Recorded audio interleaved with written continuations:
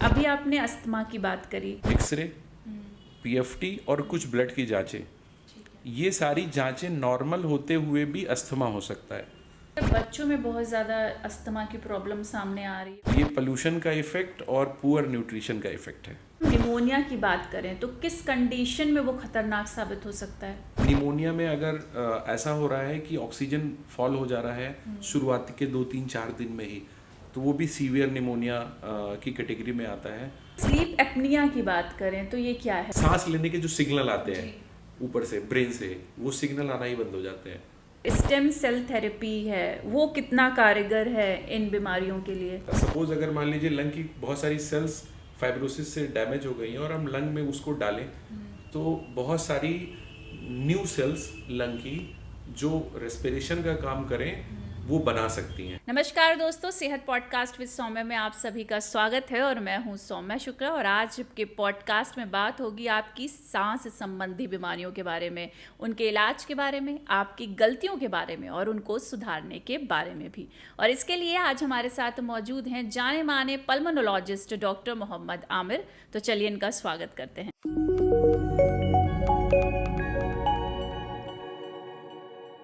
Sir, सबसे पहले तो आपका बहुत बहुत स्वागत है हमारे पॉडकास्ट में। तो कैसे हैं सर आप? बहुत बढ़िया। पहले ही क्वेश्चन मैं आपसे ये करना चाहूँगी कि कोविड की जो सिचुएशन थी, तो उस सिचुएशन से आपको क्या लगता है, उस टाइम के बाद से आपके पास पेशेंट ज़्यादा बढ़े हैं? जी बिल्कुल। पल्मोनोलॉजिस्ट के पास तो कोविड के बाद से बर्डन ऑलमोस्ट डबल हो गया है। हमारी ओपीडी के नंबर्स भी ऑलमोस्ट 2 टाइम्स हो गए हैं। उसका रीज़न तो एक तो नंबर ऑफ डिजीजेज भी बढ़ गई हैं पोस्ट कोविड, और जितने भी बेसिकली अवेयरनेस ज़्यादा हो गई है। तो किसी भी पेशेंट को, अगर किसी भी पर्सन को अगर कुछ रेस्पिरेटरी डिफ़िकल्टी, ब्रीदिंग डिफ़िकल्टी या चेस्ट से रिलेटेड कोई भी सिम्टम आते हैं, तो अब वो पल्मोनोलॉजिस्ट ढूंढता है। प्रोपोर्शनेटली और भी स्पेशलिटी में पेशेंट्स बढ़े हैं पोस्ट कोविड। उनसे रिलेटेड कॉम्प्लिकेशन जो होते हैं, जैसे मोस्ट कॉमन कॉम्प्लिकेशन जो पोस्ट कोविड है वो depression, anxiety disorder and post traumatic disorders हैं। तो साइकेट्रिस्ट के पास भी प्रोपोर्शनेटली ही बढ़े हैं। कार्डियक प्रॉब्लम्स जो हमारे पास इनिशियली स्टार्टिंग में, शुरुआत में ऐसा होता था कि ओल्ड एज के लोग ज़्यादा सफ़र करते थे, but post Covid young patients में भी कार्डियक प्रॉब्लम ज़्यादा होने लगी है। तो numbers almost I would say it's more than double हैं। सर, अभी आपने कहा कुछ डिजीजेस भी बढ़ गई हैं कोविड के बाद से, उसके बारे में भी थोड़ा जानना चाहेंगे आपसे। हमारे पास कोविड के पहले नॉर्मली ब्रोंकियल अस्थमा, जो जिसको हम दमे के नाम से जानते हैं, वो पेशेंट्स सबसे ज़्यादा होते थे। साथ में सीओपीडी बीमारी होती है जिसमें मेनली पोल्यूशन और स्मोकिंग से होती है, वो बीमारियां ज़्यादा थीं। इंडिया में इन्फेक्शियस डिजीजेस भी काफ़ी ज़्यादा हैं लंग से रिलेटेड, जिसमें ट्यूबरकुलोसिस सबसे मेन डिजीज़ है लंग की, जो we are world leader in tuberculosis. तो वो डिजीजेस तो हमारे पास पहले से भी बहुत सारी आती थी।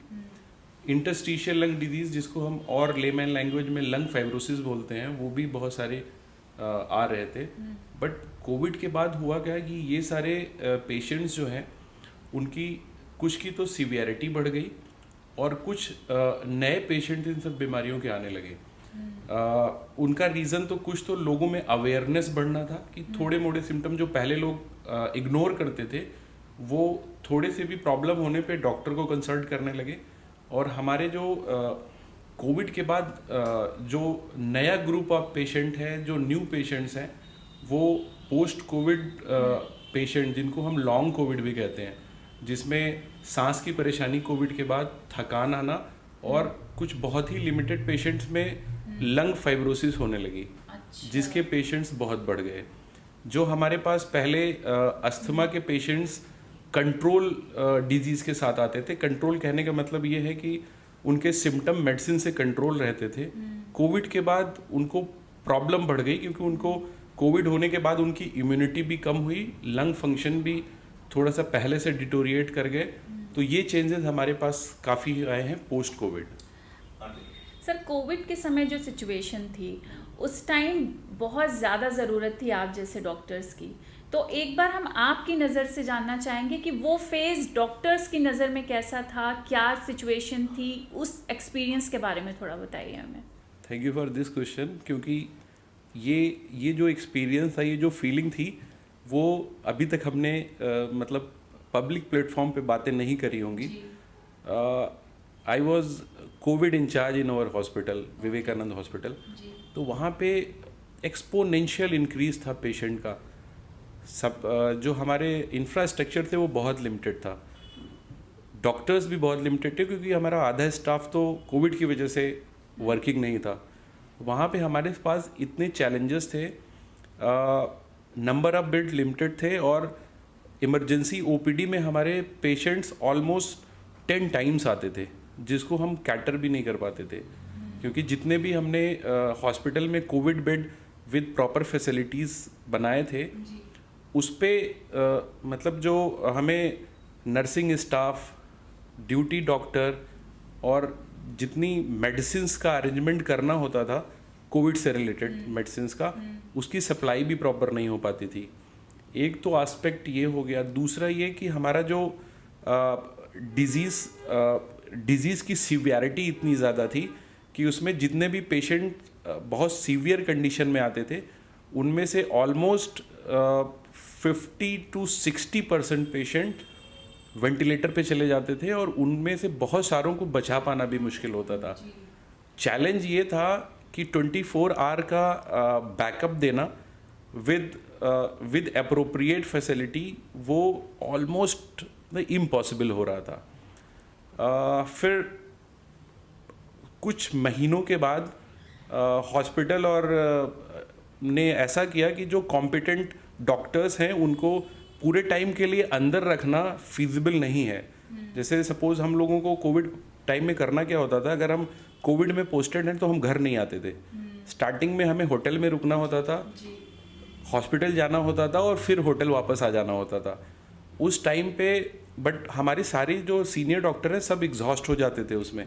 तो उसमें हुआ क्या कि इनिशियल फेज के बाद ना डिजिटल कंसल्टेशन होने लगा। Suppose I was the pulmonologist, I was the incharge of covid. तो कुछ महीनों के बाद ऐसा किया कि हमने एक डिजिटल प्लेटफॉर्म पे वहाँ पे कैमरा CCTV लगाया, और उन सारे मरीजों का हम ऑनलाइन राउंड लेते थे CCTV कैमरे से। और जो हमारा जूनियर टीम है, as compare to senior doctor, junior doctors काफ़ी थे। तो वो सारा राउंड लेते थे, हमें क्लिनिकल फाइंडिंग बताते थे, एग्जामिनेशन बताते थे, हम पेशेंट से खुद बात करते थे, और फिर उनकी मेडिसिन्स मॉडिफाई करते थे, ट्रीटमेंट मॉडिफाई करते थे। जिसको वेंटिलेटर की ज़रूरत होती थी उसको वेंटिलेटर पे डालने का ऑर्डर देते थे, और हमारी टीम वहाँ पे रहती थी। और जो ठीक हो जाते थे उनको वेंटिलेटर से निकालने का ऑर्डर देते थे, और हमारी टीम उसको निकालती थी। तो ये सारे जो टेक्नोलॉजी है उसका यूज़ करके फिर कुछ हद तक हम ऑलमोस्ट, आप समझें कि पहले अगर हम 60-70 पेशेंट मैनेज कर पा रहे थे, तो वो नंबर्स हमने बढ़ा के अबव 100 कर दिया पर डे का। तो और इन सब को मैनेज करने में मतलब एक तो रिस्क ये भी रहता था कि जितने लोग अंदर हैं उनका प्रोटेक्शन बहुत इंपॉर्टेंट था। मीनवाइल ये भी होता था कि PPE किट अवेलेबिलिटी नहीं होती थी, मतलब पूरे शहर में PPE किट ही नहीं होता था जिसे हम अंदर पहन के जाएं और पेशेंट मैनेज करें। एनी हाउ ये सब चीज़ें धीरे धीरे सॉल्व हुई, और आई थिंक 3 या 4 महीने के बाद ऐसा होने लगा। ये सेकेंड वेव आई थी। 3 और 4 महीने के बाद ऐसा हुआ, नंबर ऑफ पेशेंट्स कम होने लगे, फिर जाके थोड़ा सा रिलैक्स हुआ था। मुझे अभी भी याद है जब मैं फर्स्ट टाइम मेरा इनकाउंटर हुआ था कोविड पेशेंट से, तो मैं अपने घर में 15 दिन के लिए आइसोलेट था। मेरे पास ना कोई आता था ना मैं किसी के पास जाता था, बस एक घर पे एक जगह पे खाना रख दिया जाता, वहाँ से मैं खाना ले लेता था, और मेरा वॉशरूम, मेरा बेडरूम अलग रहता था। तो ये सारी चीज़ें करके फिर फाइनली कोविड गया यहाँ से, फाइनली। तो बहुत डिफ़िकल्ट टाइम था। मतलब ये भी सोचना, ऑल्दो वी आर डॉक्टर्स, हमें एक्सपायरी के लिए हम लोग यूज टू होते हैं। हम क्रिटिकल केयर में देखता हूँ, ICU में, बट उस टाइम पे नंबर ऑफ एक्सपायरी इतनी होती थी ना कि कहीं ना कहीं हम लोगों को भी सोचना पड़ता था कि मतलब कहीं हम ना डिप्रेशन में चले जाएं इसकी वजह से। क्योंकि वो पूरा जो समय था वो मतलब अब जिसने भी वो चीज़ फेस करी है वो चाहेगा कि दोबारा कभी वो समय लौट के ना आए कभी भी। अच्छा, अभी आपने अस्थमा की बात करी, तो इसको थोड़ा सा आसान शब्दों में समझना चाहेंगे कि ये क्या है और कैसे हो जाता है, कैसे इससे बचाव कर सकते हैं? अस्थमा एक लंग्स की क्रोनिक डिजीज़ है जिसमें होता क्या है कि लंग के जो सांस की नलियाँ होती हैं जिसको हम ट्रैकिया और ब्रोंकस बोलते हैं, वो हाइपर रिएक्टिव हो जाते हैं। और जैसे ही कोई एलर्जन, जिसको हम ट्रिगर भी बोलते हैं, एलर्जन का एक्सपोजर होता है लंग में, उसमें हमें सांस की नलियों में सिकुड़न आ जाती है और हमारे लंग के सांस की नलियों में इन्फ्लामेशन हो जाता है। इन्फ्लामेशन को अगर मैं और सिंपल लैंग्वेज में समझाने की कोशिश करूं कि जैसे सूजन और लाली आ जाती है, तो पूरी सांस की नलियां इन्फ्लेम्ड हो जाती हैं और सांस की नलियों का रास्ता जो है सकरा हो जाता है। इस प्रॉब्लम से होता क्या है कि सांस लेने में दिक्कत होने लगती है। किसी किसी पेशेंट को, अस्थमा के पेशेंट को, सांस की परेशानी के साथ साथ वीजिंग साउंड आने लगता है, चेस्ट पूरा टाइट लगता है कि कुछ अंदर नहीं जा रहा है, और खांसी भी बहुत आती है। तो ये सारे अस्थमा के लक्षण होते हैं। और पैथोजेनेसिस जो है वो सांस की नलियों का इन्फ्लामेशन है जो लंबे समय तक रहता है। इसके लिए हमें जो पेशेंट को काउंसिल करने की ज़रूरत होती है वो ये है कि सिम्टम तो बीच बीच में आते हैं मगर डिजीज़ पूरे साल भर रहती है। हमारे पास जितने भी पेशेंट अस्थमा के आते हैं उनको ये बात कन्विंस कराना कि आपको अस्थमा है, ये डॉक्टर के लिए थोड़ा डिफ़िकल्ट होता है, क्योंकि पेशेंट एक्सेप्टेंस इसलिए पुअर होता है क्योंकि वो साल में 2 बार 3 बार इनिशियली प्रॉब्लम में आता है, उसके बाद ठीक हो जाता है। अच्छा। तो इसलिए इसको डायग्नोज करना भी थोड़ा चैलेंजिंग होता है। बट क्योंकि इसमें ऐसा भी होता है कि पेशेंट का हम कुछ इन्वेस्टिगेशन कराते हैं अस्थमा डायग्नोज करने के लिए, एक्सरे, पीएफटी और कुछ ब्लड की जांचें। ये सारी जांचें नॉर्मल होते हुए भी अस्थमा हो सकता है। तो कैसे पहचानेंगे, मतलब कैसे जानेंगे कि हमें डॉक्टर के पास अब चलने की ज़रूरत है, ये कुछ प्रॉब्लम्स हो रही हैं? फेफड़े में अस्थमा के अलावा बहुत सारी बीमारियां होती हैं। हाँ। जैसे एक तो अस्थमा हो गई, दूसरा मैंने बताया था सीओपीडी, हाँ। लंग की फाइब्रोसिस, ट्यूबरकुलोसिस, लंग के कैंसर्स भी होते हैं। सिम्टम्स सारे ओवरलैपिंग हैं। सांस की परेशानी, खांसी की दिक्कत, बस उनकी हिस्ट्री कितने दिनों से है, उसका नेचर कैसा है, सांस के साथ और एसोसिएटेड प्रॉब्लम्स क्या क्या हैं, उसमें कितने लगातार बनी हुई है या बीच में होती है ठीक हो जाती है, ये सारे कॉम्बिनेशन प्लस जो पेशेंट को हम एग्जामिन करते हैं और इन्वेस्टिगेशन के सपोर्ट से हम अलग अलग बीमारियों को अलग अलग डायग्नोज कर लेते हैं। तो पेशेंट पॉइंट से अगर हम बात करें कि डॉक्टर्स के पास जाने की ज़रूरत कब होती है, अगर लंबे समय तक चेस्ट का कोई भी सिम्टम आ रहा है, चाहे वो चेस्ट का पेन ही हो रहा हो या सांस फूल रही हो या खांसी ही आ रही हो, तो डॉक्टर्स को कंसल्ट करना चाहिए। ओके। अच्छा, देखा गया है कि अब बच्चों में बहुत ज़्यादा अस्थमा की प्रॉब्लम सामने आ रही है, बूढ़ों की तो आप बात छोड़ दीजिए जो पहले, तो ये क्यों हो रहा है, क्या रीज़न इसके पीछे हो सकता है? बच्चों को प्रॉब्लम ज़्यादा होने का रीज़न ये है जो इन्वायरमेंटल चेंजेस हैं, प्लस लाइफ स्टाइल चेंजेस जो हो गए हैं आजकल।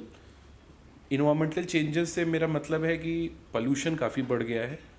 इस पोल्यूशन पे जो हम सांस लेते हैं वो सारी की सारी सांस अच्छी ऑक्सीजन के साथ साथ वो जो पॉल्यूटेंट होते हैं वो भी अंदर जाते हैं, जो लंग को डैमेज करते हैं, लंग को ग्रो होने से रोकते हैं, और साथ ही साथ जो हमारे लाइफ स्टाइल चेंजेस हैं जिसकी वजह से हमें हमारी इम्यूनिटी वीक हो गई है, उसकी वजह से, ये दोनों के कॉम्बिनेशन की वजह से सिम्टम बच्चों को आजकल ज़्यादा आने लगे हैं। हमारे पास जो 25 साल की उम्र में जो हमारे लंग फंक्शन को अगर हम लीटर में नाप पाएँ, जो हम पल्मोनरी फंक्शन टेस्ट से कर लेते हैं, अगर हम उसको पीएफटी करते हैं तो उसमें एक वैल्यू होती है FeV1, तो वो 5 लीटर होती है। लंग फोर्स वाइसल कैपेसिटी 25 साल की उम्र में आइडियली 5 लीटर की होती है, बट पॉल्यूशन के इफेक्ट से और प्रॉपर न्यूट्रिशन ना मिलने की वजह से वो, अगर हम आजकल जितने भी लोगों का हम पीएफटी करते हैं उतनी मिलती नहीं है। तो ये पोल्यूशन का इफेक्ट और पुअर न्यूट्रिशन का इफेक्ट है। अच्छा, क्या इसके लिए भी हमें रेगुलर चेकअप्स कराने चाहिए? अगर सिम्टम आ रहा है तो ज़रूर कराना चाहिए। नहीं, मतलब नॉर्मली जैसे हम कहते हैं हेल्थ चेकअप कराते रहो, तो उसमें ये भी इंक्लूड करना चाहिए, कितना ज़रूरी है? Respiratory examination, basically doctors consultation. हाँ। अगर कोई सिम्टम आ रहा है, कुछ पेशेंट को फील हो रहा है किसी पर्सन को कि मुझे ये दिक्कत आ रही है, तो ज़रूर कराना चाहिए। एक एज के बाद आई वुड एडवाइस कि रेगुलर रेस्पिरेटरी सिस्टम एग्जामिनेशन और इन्वेस्टिगेशन जो पल्मोनरी फंक्शन टेस्ट होता है वो कर सकते हैं। वो एज 65 के बाद की है। अच्छा, ये भी मैंने सुना है कि जिस घर में छोटे बच्चे हैं तो वहाँ पे अगर पालतू जानवर हैं, जैसे डॉग हो गए, कैट हो गए, तो वो थोड़ा डिफ़िकल्टी लाते हैं बच्चों के लिए, और उसमें अस्थमा की प्रॉब्लम बढ़ने की चांसेस ज़्यादा रहते हैं। ये सच है? थोड़ा मतलब इसमें ये है कि अगर कोई ससेप्टेबल या एट रिस्क पेशेंट है तो उसके लिए प्रॉब्लम बढ़ाते हैं। अस्थमा परसी जो है हमारा, वो एक इडियोपैथिक प्रॉब्लम है, मतलब उसका कॉज नहीं पता है। We don't know the cause. जो हमारा इम्यून सिस्टम, इसमें होता क्या है ना, नॉर्मली जब हम हमारी बॉडी के अंदर कोई भी बैक्टीरिया, वायरस या एलर्जन जाता है, तो जिसको अस्थमा नहीं है उसको ऐसा होता है ना कि वो डिफरेंट तरह के केमिकल रिलीज होते हैं और उसको किल कर देता है हमारा बॉडी। बट जिनको एलर्जी होती है या अस्थमा होता है, उनमें वो केमिकल ना निकाल के दूसरे तरह के केमिकल निकालते हैं, जिसको हम मेडिकल टर्म में TH2 पाथवे बोलते हैं। TH2 पाथवे में डिफरेंट इंटरल्यूकिन होते हैं, इंटरल्यूकिन 4, इंटरल्यूकिन 5, 13 एक्सेट्रा होते हैं। ये क्या करते हैं, उनको किल करने के साथ साथ हमारे खुद के टिश्यू को भी नुकसान पहुंचाते हैं। जो मैंने बताया था ना, सांस की नलियों में इन्फ्लामेशन हो जाता है, वो इन्फ्लामेशन जो इंटरल्यूकिन निकलते हैं उन्हीं की वजह से हो जाता है। तो अस्थमा में जो बॉडी का रिस्पॉन्स है वो थोड़ा डिफरेंट होता है। जो ट्रिगर होते हैं वो अस्थमा को बढ़ा देते हैं। उन ट्रिगर्स में ये सारी चीज़ें आते हैं, जैसे पॉलन ग्रेन हो गया, पॉल्यूटेंट हो गया, पोल्यूशन हो गया, बहुत सारे फूड आइटम्स हो गए, वो भी इसी के कैटेगरी में आते हैं। और एनिमल डेंडर, जो हम पालतू जानवर घर में रखते हैं, उसमें एनिमल डेंडर, उनके यूरिन के कुछ प्रोटीन होते हैं। जो एनिमल बाहर से, जो पेट होते हैं, वो बाहर से धूल मिट्टी लेके आते हैं, वो भी एलर्जन का काम करते हैं। तो इस वजह से पेशेंट्स का जो सिम्टम है वो बढ़ जाता है, डिजीज़ बढ़ जाती है। वो डायरेक्टली अस्थमा करा नहीं देते। दूसरा पॉइंट ये है कि कुछ स्टडीज़ हैं जिसको हम हाइजीन हाइपोथेसिस बोलते हैं, स्पेशली फॉर अस्थमा।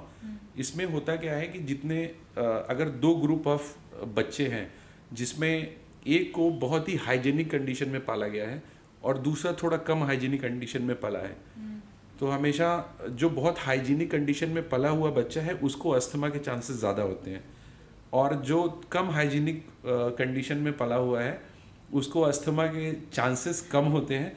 उसका रीज़न ये है कि जो मैंने बताया था ना कि हमारी इम्यूनिटी 2 अलग डायरेक्शन में जाती है, अस्थमा के पेशेंट में अलग डायरेक्शन में और हेल्थी पर्सन के इसमें अलग डायरेक्शन में जाती है।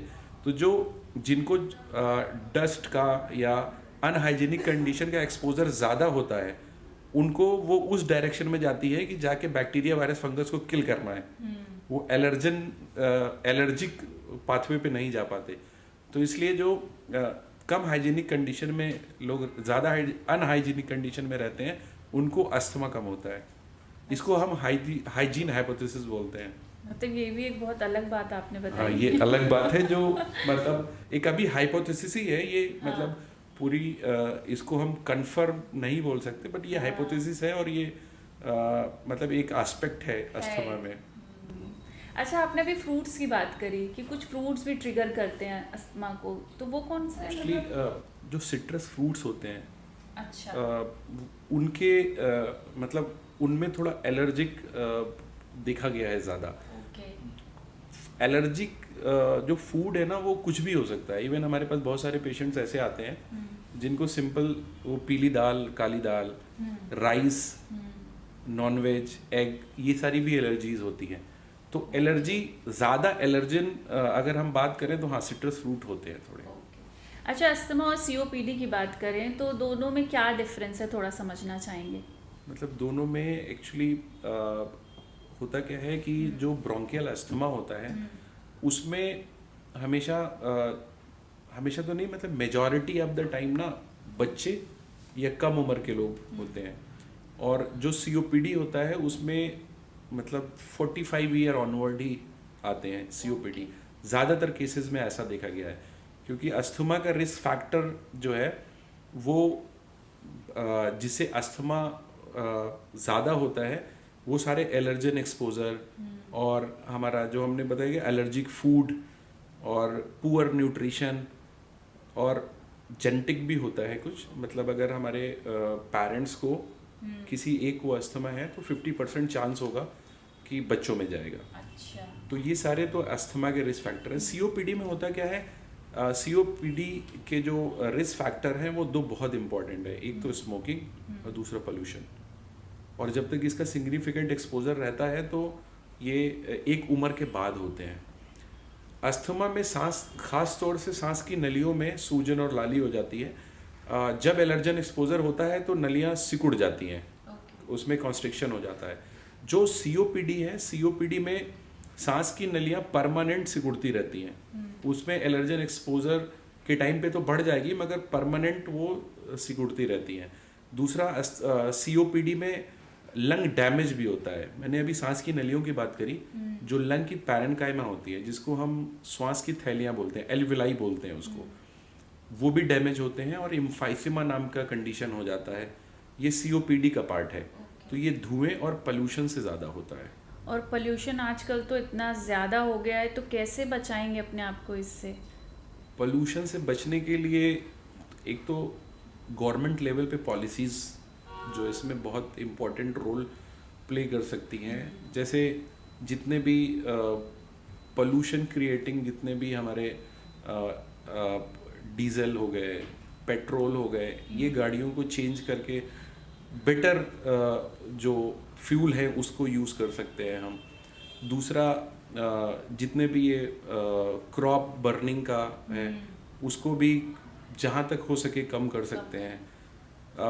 कंस्ट्रक्शन वर्क जो सिटी के अंदर चलता है उसमें भी बहुत स्ट्रिक्ट रेगुलेशन होते हैं, उसको इम्प्लीमेंट करके हम बहुत सारे पोल्यूशन से बचा जा सकता है।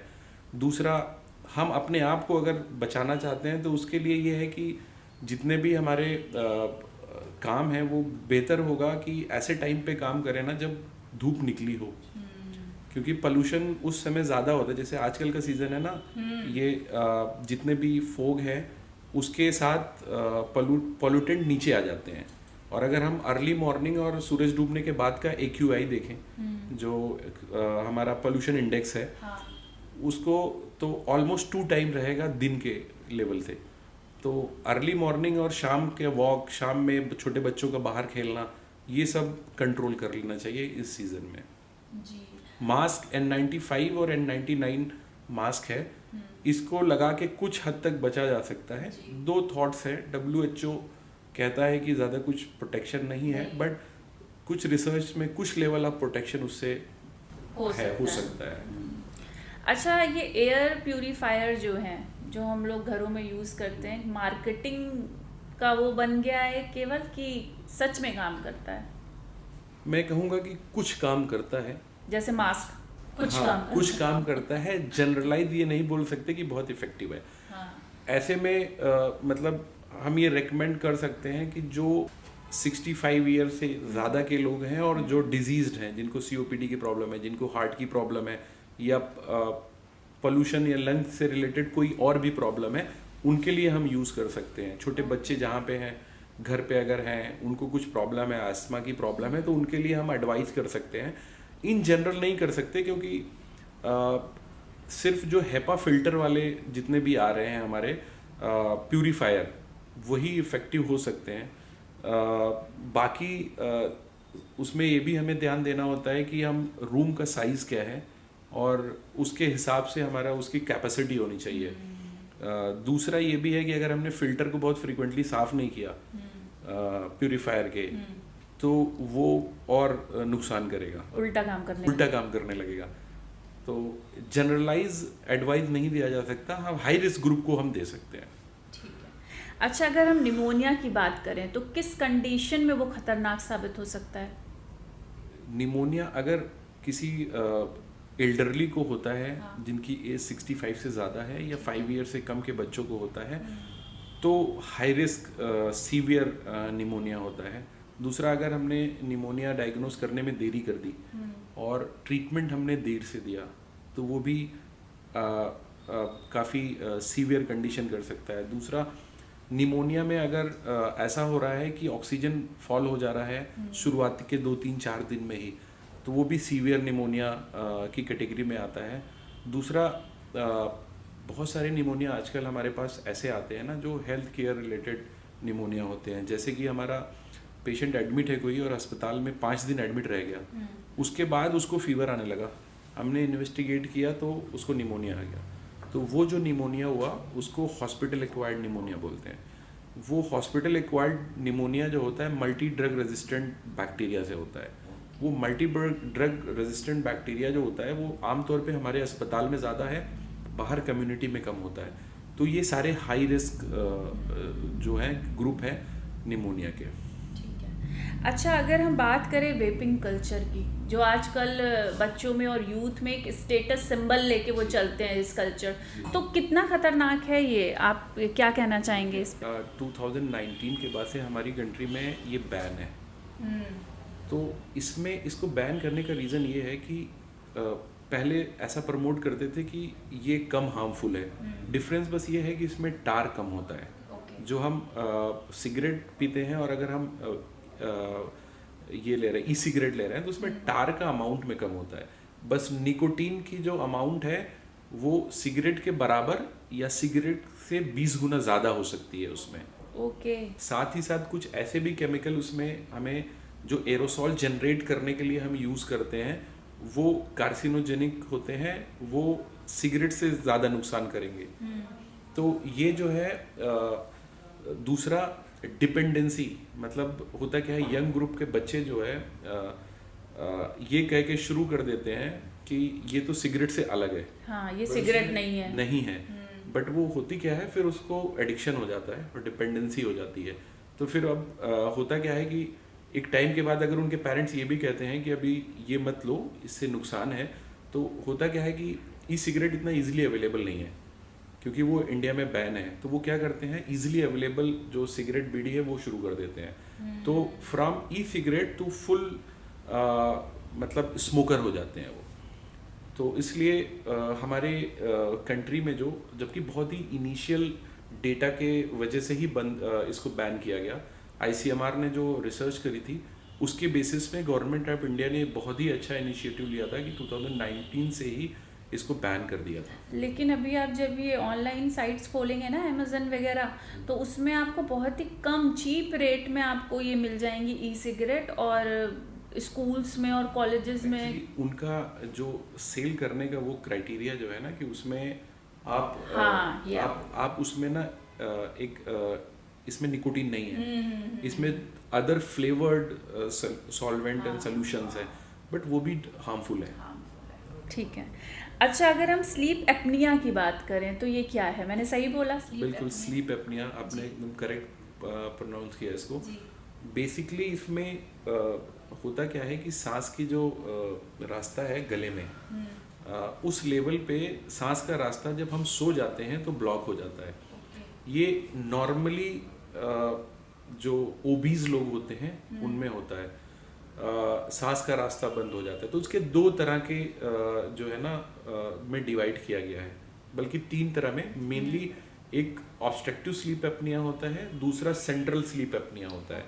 ऑब्स्ट्रक्टिव स्लीप एपनिया में ये होता है कि जब हमारा वेट बहुत ज़्यादा बढ़ जाता है तो नेक की जो फैट है वो भी काफ़ी बढ़ जाती है। उससे होता क्या है कि जो सांस का रास्ता गले से होके जाता है वो बहुत नैरो हो जाता है। और उसमें जब पेशेंट ऑब्स्ट्रक्टिव स्लीप एपनिया का पेशेंट नींद में चला जाता है तो ब्रेन से सिग्नल भी थोड़ा सा क्या होते हैं ना, उसके मसल के सिग्नल भी बहुत वीक हो जाते हैं, तो मसल रिलैक्स हो जाती है। मसल रिलैक्स होने से जो सांस आ जा रही है वो भी बंद हो जाती है। तो ऐसे होने पे पेशेंट अचानक से जग जाता है, उसकी नींद ब्रेक हो जाती है, और उसके साथ साथ नींद ब्रेक होने के साथ साथ ऑक्सीजन लेवल बहुत कम हो जाता है। बहुत कम मतलब नॉर्मली हम लोग देखते हैं कि 90-94 के ऊपर नॉर्मल ऑक्सीजन होता है। हमारे पास ऐसे ऑब्स्ट्रक्टिव स्लीप अपनिया के पेशेंट भी हैं जिसमें हम जब स्लीप स्टडी कराते हैं, सोते हुए पेशेंट की जब हम स्लीप स्टडी पॉलीसोम्नोग्राफी करते हैं तो वो 50 तक आ जाता है, इतना कम हो जाता है। तो ये तो मैंने ऑब्स्ट्रक्टिव स्लीप अपनिया का बता दिया। एक होता है सेंट्रल स्लीप अपनिया। इसमें क्या होता है, नेक का स्ट्रक्चर ठीक रहता है, बट होता क्या है इसमें कि ब्रेन से जो सिग्नल आते हैं आपके मसल को ओपन रखने के लिए, सांस लेने के जो सिग्नल आते हैं ऊपर से ब्रेन से, वो सिग्नल आना ही बंद हो जाते हैं। तो ऐसी कुछ कार्डियक कंडीशन होती है, कंजेस्टिव हार्ट फेलियर और कुछ अदर भी कंडीशन होती हैं जिसमें ऐसा होता है, और लोगों को सांस आना ही बंद हो जाती है उस टाइम के लिए। तो क्यों होता है ऐसा? जेनेटिक होता है या क्या रीजंस होते हैं इसके? मतलब रीज़न इसका तो आधी से ज़्यादा चीज़ें इसमें अननोन है, ये होता क्यों है। जो सेंट्रल स्लीप अपनिया है उसका एक बहुत इम्पॉर्टेंट जो कॉज है वो हार्ट डिजीज़ है। कंजेस्टिव हार्ट फेलियर में ऐसा हो जाता है, बट बहुत सारे और ऐसे पेशेंट्स होते हैं जिसमें विदाउट कंजेस्टिव हार्ट फेलियर भी सेंट्रल स्लीप अपनिया होता है। ओके अच्छा, एक लास्ट क्वेश्चन आपसे करना चाहूँगी कि ये जो स्टेम सेल थेरेपी है वो कितना कारगर है इन बीमारियों के लिए? कि स्टेम सेल थेरेपी जो है हमारे पास अभी बहुत ही एडवांस स्टेज में नहीं है। स्पेशली जितने भी रिसर्च उसमें अभी काफ़ी इस पे काम कर रहे हैं। जैसे मान लीजिए अगर किसी को interstitial lung disease ILD lung की एक कंडीशन होती है जिसमें लंग में फाइब्रोसिस हो जाती है, उस पेशेंट्स में अगर सपोज स्टेम सेल उस पेशेंट की या किसी और भी पेशेंट की बहुत सारे टेस्ट के बाद उसके लंग में अगर हम डालते हैं, मैं ये वो आपको ऐसा केस बता रहा हूँ जो हमने किया है।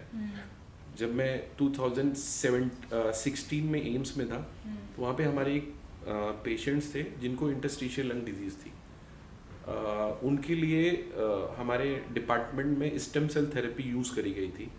तो उसमें किया क्या था कि जो नॉर्मली हमारी सेल्स जो फाइब्रोसिस की वजह से काम नहीं कर पा रही थी, उसको हम हमारा जो रिसर्च स्टेप ही था, बट ये था कि इसको इनकी स्टेम सेल जो टोटीपोटेंट सेल होती है, मतलब वो अगर उस सेल को हम किसी भी ऑर्गन में डालें तो उस जैसा वो डेवलप हो जाती हैं। तो सपोज अगर मान लीजिए लंग की बहुत सारी सेल्स फाइब्रोसिस से डैमेज हो गई हैं और हम लंग में उसको डालें तो बहुत सारी न्यू सेल्स लंग की जो रेस्पिरेशन का काम करें वो बना सकती हैं। तो बट ये इतनी शुरुआती फेज में है ना कि इसके रिजल्ट्स कितने बेनिफिशियल हैं ये कहना मुश्किल है, मगर सारी फील्ड में इस तरह के रिसर्चेस चल रही हैं।